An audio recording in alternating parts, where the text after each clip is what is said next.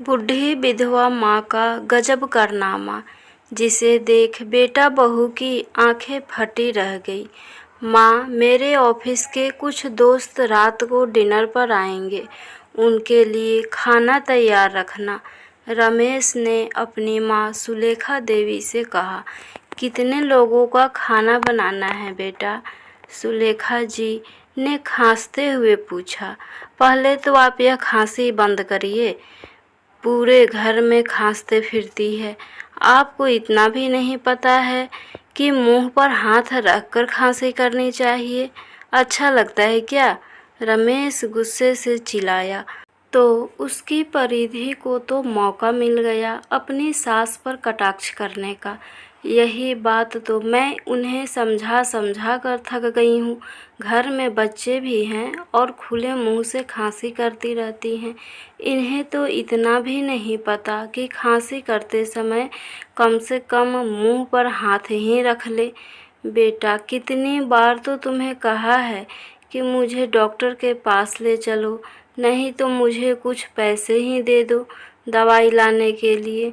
ठीक है माँ, आज तुम्हें परिधि डॉक्टर के पास ले जाएगी और दवाई दिलवा देगी, रमेश ने कहा। तो परिधि इसके विरोध में बोली, अरे कुछ नहीं है माँ जी को ये खांसी इनकी चटोरी जुबान की वजह से है। कुछ भी खट्टा मीठा खा लेती हैं और फिर खांसती रहती हैं। दिन भर उल्टा सीधा खाने पर लगाम लगाएंगी तो खांसी खुद ब खुद ठीक हो जाएगी। रमेश ने भी अपनी पत्नी परिधि की बात पर सहमति जताई और उसे कहा, दोपहर को मेरा एक ज़रूरी लेटर घर पर आने वाला है, वह लेकर रख लेना। रात का खाना तुम ही बना देना, माँ जी की तबीयत ठीक नहीं है। मेरी 4-5 दोस्त ऑफिस से आएंगे तो बढ़िया सा खाना बना कर रखना। इस पर परिधि बोली, मुझे तो आज शॉपिंग पर जाना है और फिर शाम को मेरी किटी पार्टी भी है, मुझे तो वक्त ही नहीं मिल पाएगा।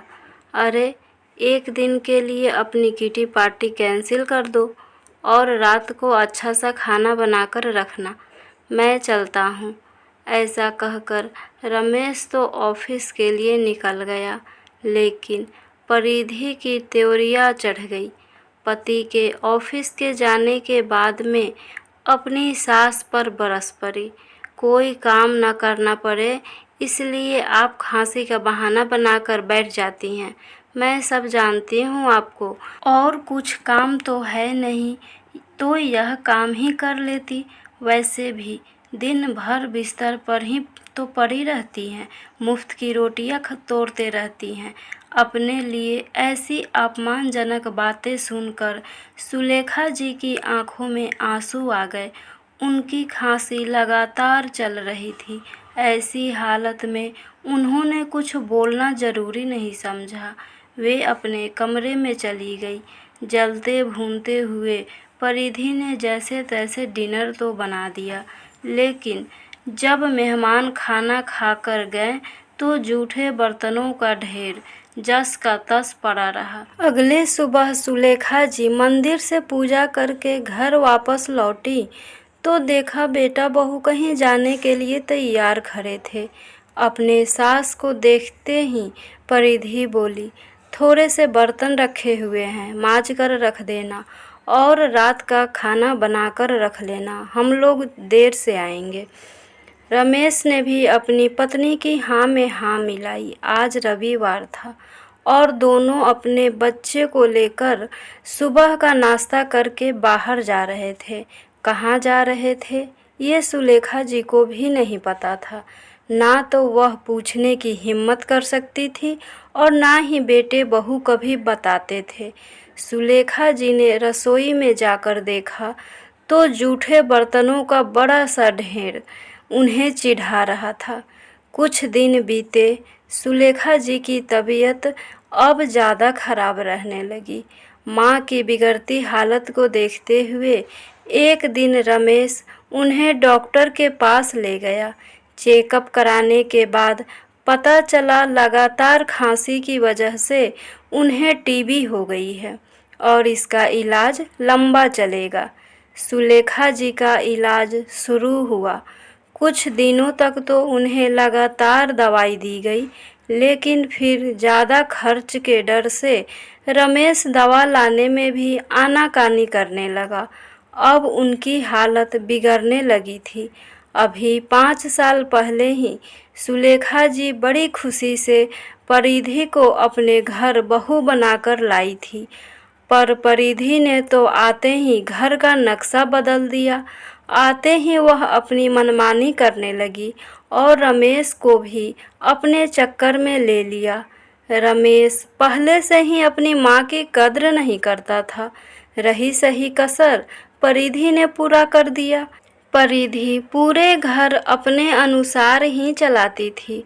उसकी मर्जी के बिना घर का एक पत्ता भी नहीं हिल सकता था। वहीं सुलेखा जी की स्थिति घर में रखा पुराना सामान जैसी हो गई। जब बेटा ही उसे उसकी कद्र नहीं करता था तो बहू क्या करेगी। रमेश परिधि के सामने ही सुलेखा जी को कुछ भी कह देता था, जिस कारण परिधि और सिर पर चढ़ गई थी। परिधि के आने से पहले सुलेखा जी बाई लगाई हुई थी, जो घर का झाड़ू पोछा और बर्तन कर जाती थी।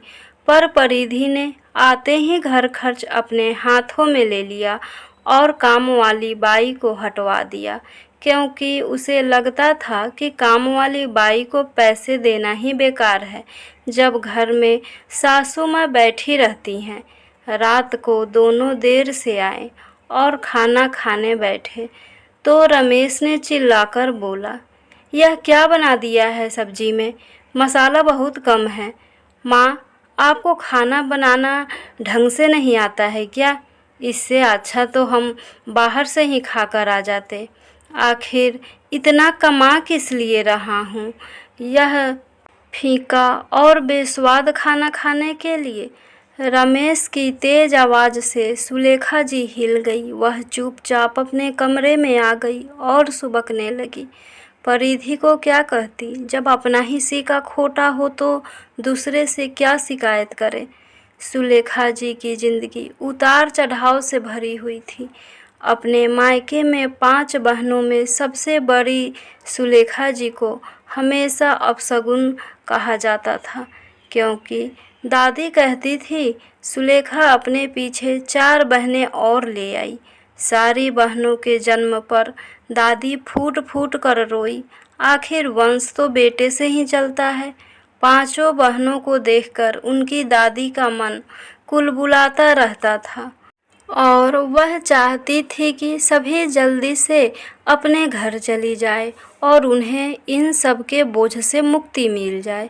सुलेखा का पढ़ लिखकर अपने पैरों पर खड़ा होने का सपना था, लेकिन पैसे की कमी के कारण सुलेखा को ज़्यादा पढ़ाया भी नहीं गया और माँ पिताजी ने उनके लिए रिश्ता देखना शुरू कर दिया।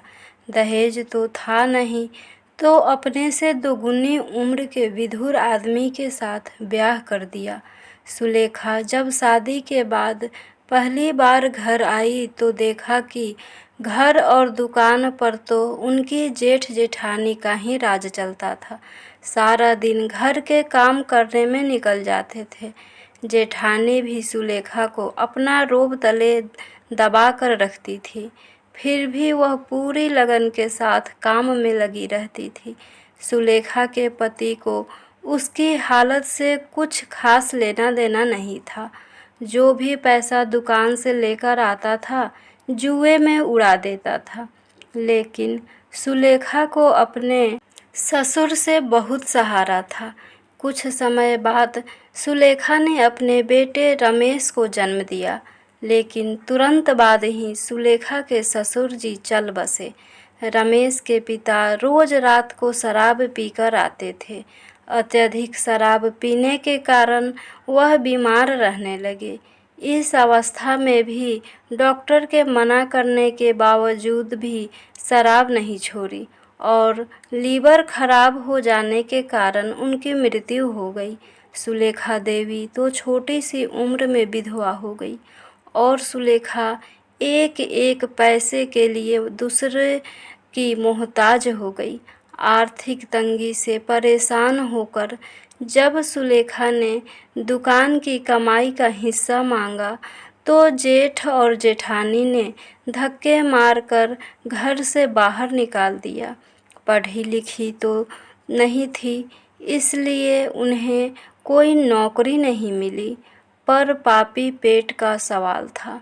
लोगों के यहाँ काम किया, बर्तन मांजे, फिर एक स्कूल में चपरासी बन गई। वहीं रहने को कमरा मिल गया और रमेश को भी उसी स्कूल में भर्ती करवा दिया। उसकी आधी फीस भी माफ़ थी। अब सुलेखा अपने बेटे का पालन पोषण करने लगी। उसका स्कूल पूरा होकर कॉलेज शुरू हो गया। पढ़ाई में वो ठीक था, पर उस पर उसके बिगड़ैल पिता की छाप थी। वह भी गुस्सा और गाली गलौज करना शुरू कर दिया। सुलेखा समझाती थी, पर वह किसी की नहीं सुनता था। कुछ सालों में रमेश एक कंपनी में अच्छे पद पर नियुक्त हो गया और अच्छी सैलरी भी पाने लगा।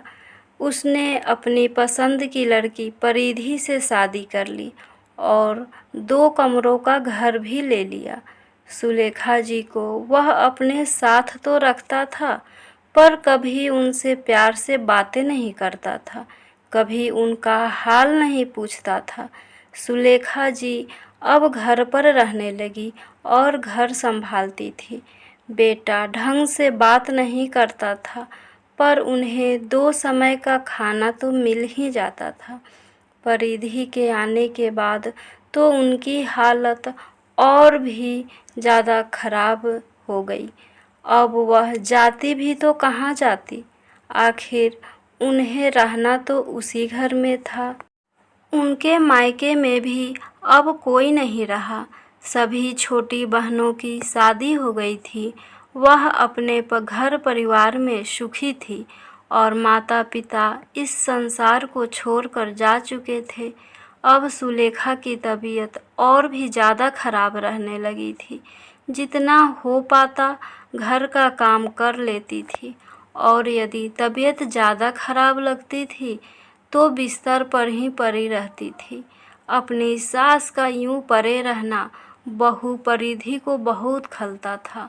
उसे लगता था कि उसके सास केवल उसका खर्चा ही बढ़ा रही है। सोचने लगी, जितने की माँ जी की दवाइयाँ आती है, इतने में तो मैं एक काम वाली बाई रख सकती हूँ। एक दिन खाना खाने के बाद जब बेटा बहू कमरे में गए तो परिधि ने अपने पति से कहा, मेरी बहन का दाखिला इसी शहर में हो गया है, तो अब वह हमारे साथ हमारे घर में ही रहेगी। तुम अपनी माँ को वृद्धाश्रम भेज दो। अब इतने से घर में हम सब तो नहीं रह सकते हैं। वैसे भी तुम्हारी माँ तो दिन भर खांसती रहती है, बच्चों को भी इन्फेक्शन होने का डर है। तुम ऐसा करो, अपनी माँ को वृद्धाश्रम में छोड़ आओ। बेकार ही एक कमरा घेर रखा है, मेरी बहन उस घर में रह लेगी। इस पर रमेश बोला, हम अम्मा को वृद्धाश्रम में कैसे छोड़ सकते हैं, आखिर मेरी भी उनके लिए कुछ जिम्मेदारियां हैं। इस पर परिधि बोली, रमेश अब इमोशनल होने का समय नहीं है, प्रैक्टिकल होकर सोचो।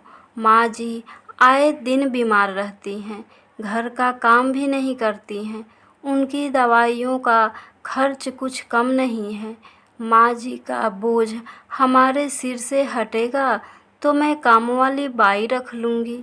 मुझसे घर का सारा काम नहीं किया जाता। हम लोगों को जितनी जिम्मेदारी उठानी थी हमने कर दिया। अब हमारा भी अपना परिवार है। मुझे नहीं लगता और हमें उन पर पैसा लगाना चाहिए। और फिर बिना मतलब ही कमरा घेर कर बैठी हैं। मेरे परिवार वाले क्या सोचेंगे कि मैं एक कमरा अपनी बहन को नहीं दे सकती। तुम कल ही माँ जी को सामान पैक करने के लिए कह दो, उन्हें वृद्धाश्रम छोड़ आओ। ठीक है, तुम सही कह रही हो। मैं कल ही माँ जी से बात करता हूँ। सुलेखा जी बाहर हॉल में बैठी हुई बेटे बहू की सारी बातें सुनकर उनके पैरों तले ज़मीन ही खिसक गई। उनके दिमाग को जैसे झटका सा लगा।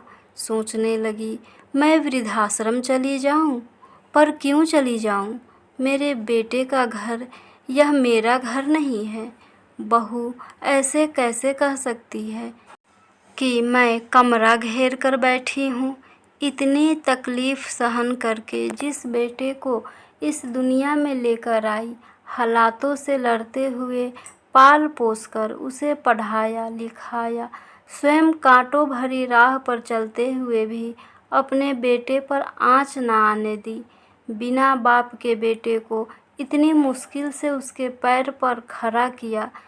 उसके सर पर यह छत है तो केवल मेरी बदौलत है। आज मुझे वृद्धाश्रम भेजने की सोच रहा है।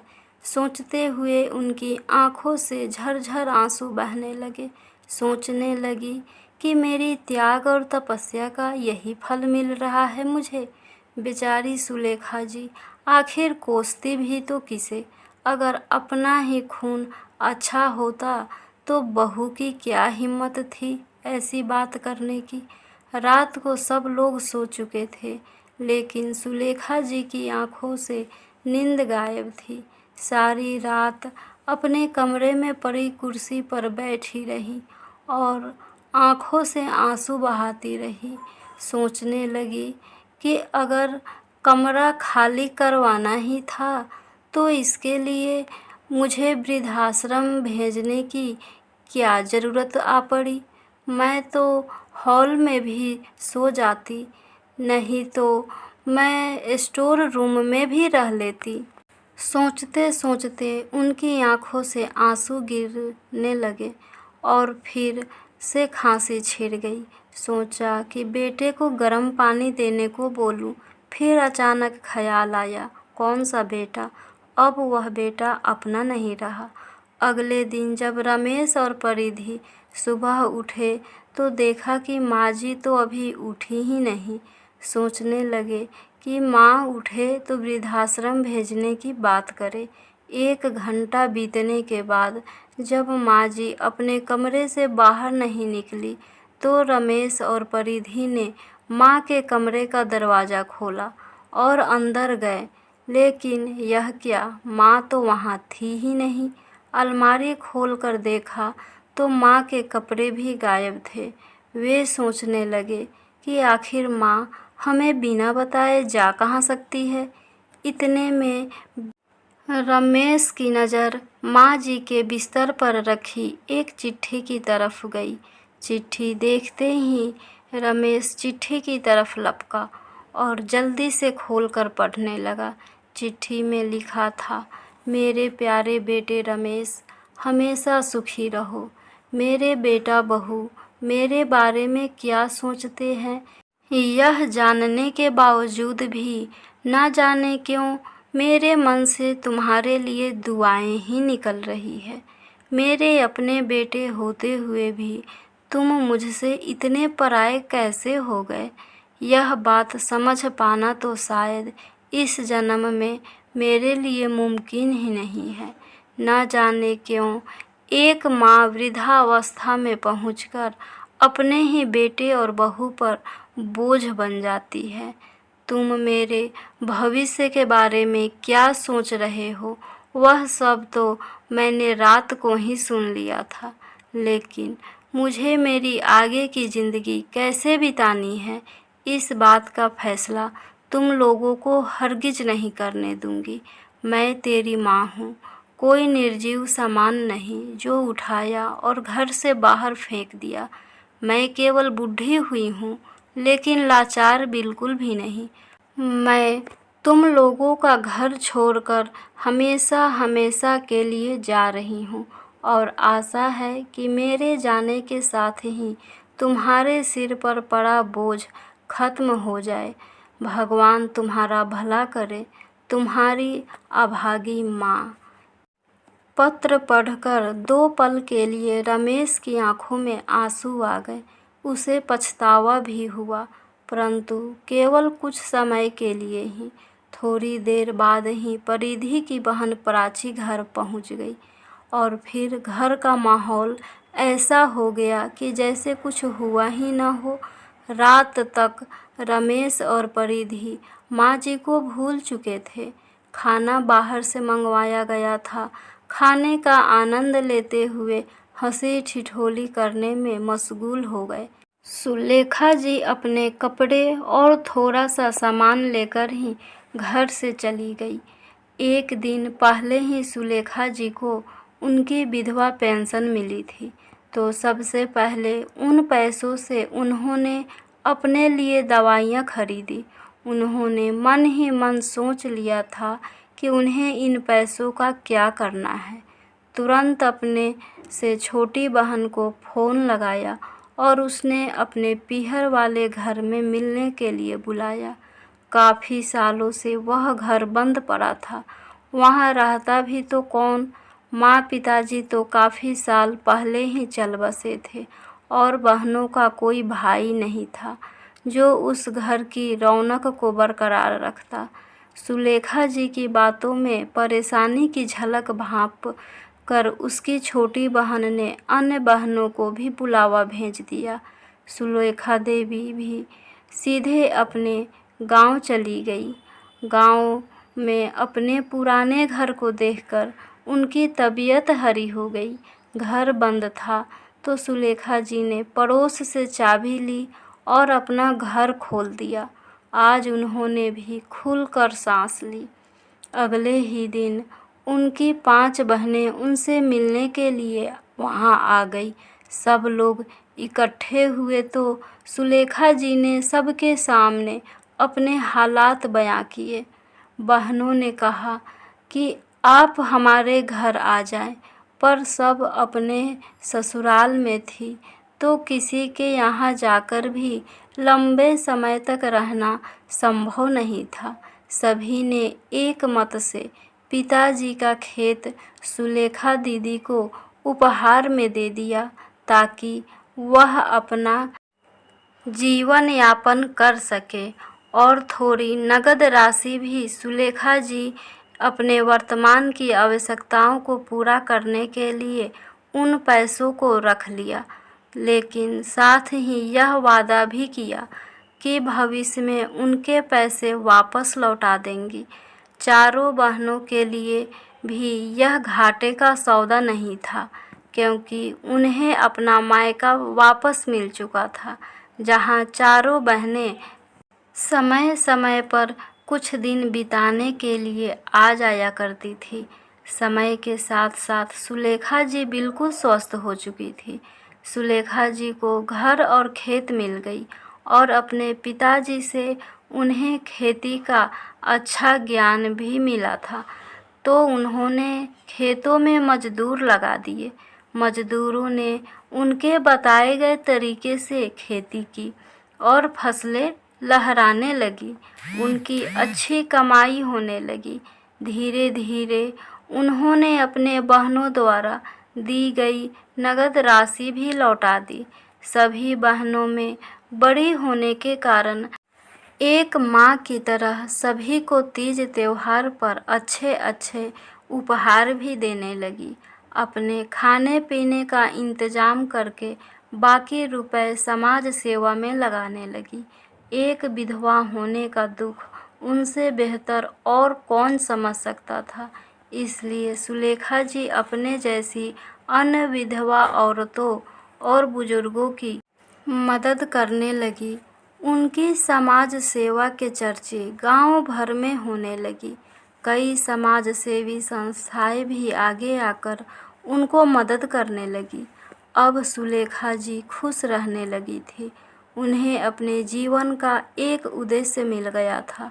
अक्सर अपने बेटे को याद करके उनकी आंखें नम हो जाया करती थी, लेकिन उन्होंने स्वयं को कभी कमज़ोर नहीं पड़ने दिया। वह अपने मकान में ही स्कूल खोल दिया, जहां गांव की लड़कियों को निःशुल्क शिक्षा दी जाती थी, ताकि गांव की लड़कियां अपने पैरों पर खड़ी हो सके और पढ़ लिख कर अपना भविष्य बना सके, ताकि उन्हें अपने पति और बेटे पर निर्भर ना रहना पड़े। वे नहीं चाहती थी कि जैसा उनके साथ हुआ ऐसा उनके गांव की अन्य लड़कियों के साथ भी हो। समय के साथ साथ उन्होंने खुद को भी अपडेट किया। कंप्यूटर शिक्षा अर्जित करने की बरसों पुरानी इच्छा जो उनके मन में दबी रह गई थी, उन्होंने इच्छा को पूरा किया। 2 वर्षों के भीतर ही बेटे के घर में बहू से दबे रहने वाली सुलेखा जी आज एक सुपर एक्टिव समाज सेविका में परिवर्तित हो चुकी थी।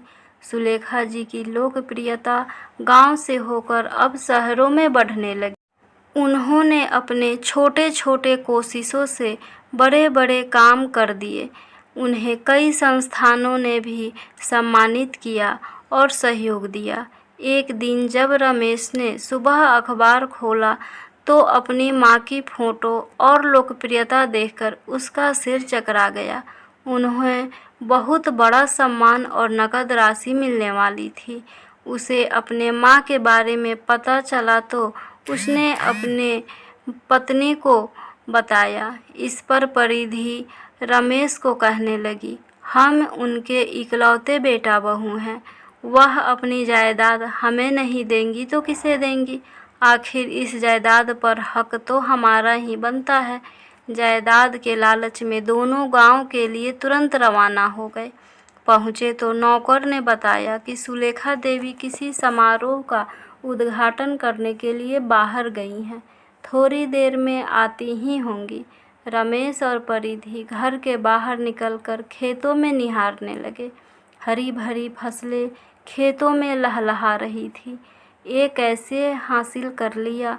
सोच विचार में डूबे रमेश के विचारों को एकाएक विराम लग गया। जैसे ही कानों में तेज हॉर्न बजने की आवाज़ आई, पीछे मुड़कर देखा, रमेश और परिधि की हैरानी का ठिकाना न रहा। उनकी माँ सुलेखा देवी स्कूटर चलाकर घर को लौट रही थी। परिधि भी देखकर हैरान थी कि वह बेचारी सी सुलेखा देवी कभी अपनी दवा के लिए उनके सामने गिरकर आया करती थी, आज समाज की सम्मानित महिला बन चुकी थी। उनके चेहरे से आत्मविश्वास साफ झलक रहा था। अपने बेटे को देखकर एक बार तो सुलेखा के मन में ममता जाग उठी थी, लेकिन फिर उस ममता को अपने दिल के किसी कोने में समेटकर मजबूती से बोली, अब यहाँ क्या करने आए हो तुम लोग? माँ, हम तुम्हें घर वापस लेने आए हैं। हमें अपने किए का बहुत पछतावा है। अब तुम अनजान लोगों के साथ नहीं रहोगी, अपने घर में अपने परिवार के साथ रहोगी। अपनी खेती तुम मेरे हवाले कर दो, यह जिम्मेदारी मैं ले लूँगा। मेरे होते हुए मेरी माँ इतना काम करे, अब यह मैं कतई बर्दाश्त नहीं करूँगा। रमेश का साथ देने के लिए परिधि भी बोली, माँ जी, अब आपके बेटा बहू आ गए हैं, आपको काम करने की कोई ज़रूरत नहीं है, हम सब संभाल लेंगे। सुलेखा जी, जो अपने बेटे और बहू को अच्छी तरीके से जानती थी, उनके लालच को तुरंत पहचान गई। मुझे तुमसे इसी बात की उम्मीद थी। जो अपनी सगी माँ को घर से निकाल कर बेसहारा कर सकते हैं, वहीं असहाय और बेघर लोगों के बारे में क्यों सोचेंगे? तुम लोगों को क्या लगता है मैं तुम्हारे बहकावे में आ जाऊंगी? बेटा, तुम लोगों से ही मैंने सीखा है कि दुनिया में सगे भी अपने नहीं होते। जिन लोगों को तुम पराया कह रहे हो, वह लोग ही मेरे अपने हैं। और हाँ, अब मैं एक आत्मनिर्भर महिला हूँ, अपने बेटे और बहू पर बोझ नहीं हूँ। अपने इस ज़िंदगी में मैं बहुत खुश हूँ। सच कहूँ तो मुझे ज़िंदगी का मतलब ही उस घर से निकलने के बाद पता चला।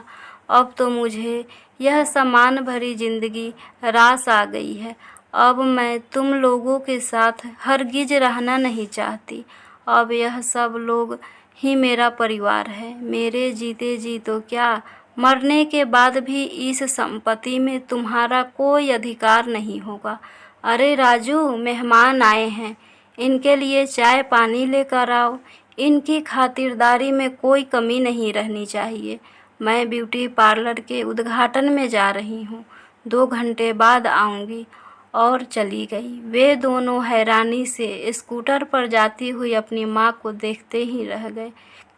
फ्रेंड्स, आशा करती हूँ यह कहानी आपको ज़रूर पसंद आई होगी। प्लीज़ लाइक, सब्सक्राइब और शेयर करना ना भूलें। Thank you.